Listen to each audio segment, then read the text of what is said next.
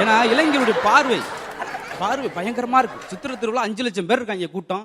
அதுல ஒருத்தன் சொல்லியிருக்கான், டேய் குமார் ஒரு நாள் வந்திருக்கடா, 5 லட்சம் பேருக்குள்ள அந்த ஆளை கண்டுபிடிச்சிருக்காங்க ரோஸ் கலர் சுடிதாரு அப்படின்னு. எவ்வளவு கண் பார்வை பாருங்க.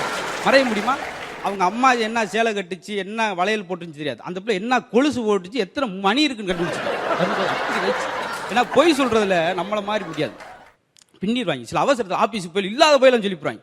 என்ன ட்ரெயினில் வர என்ன ரேட்டு, டயர் பஞ்சர் ஆயிடுச்சுங்க அப்படியா, ட்ரெயினுக்கு எது டயர், அவர் அப்படியா சரி போ இனிமேல் பஞ்சர் ஆகாம பார்த்துட்டு இருக்காரு.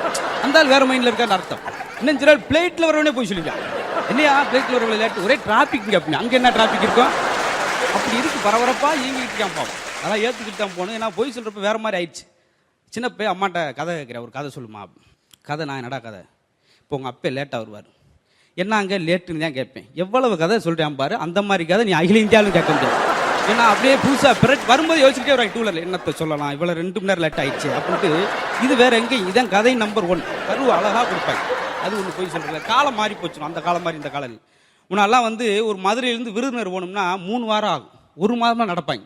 இப்போ பஸ் வந்த பின்னாடி யாரும் நம்ப மாட்டேன். முத ஒரு கிராமத்துல இருந்து ஒரு ஆள் பஸ்ஸில் போறாருன்னா அந்த ஊரில் பெரிய ஒரு நாட்டாமையோ இல்லை ஒரு பெரிய பஞ்சாயத்து தலைவரை தான் போக முடியும், எல்லாரும் போக முடியாது. அவர் பஸ்ஸில் போயிட்டு வந்து ஊரே திரண்டுருவாங்க, எப்படி பஸ் எப்படி இருந்துச்சு. ஒரு உடனே அப்படியே அந்த இடத்துல பெரிய கதையாசிரியர் மாதிரி உட்காந்து கதை சொல்லுவார். ஒரு பெரிய நீளமா 4 சக்கரம், யார் நம்ம வண்டி சக்கரம் மாதிரி, வண்டி சக்கரம் இவ்வளவு வருஷம் இருக்கும், இது சின்னது.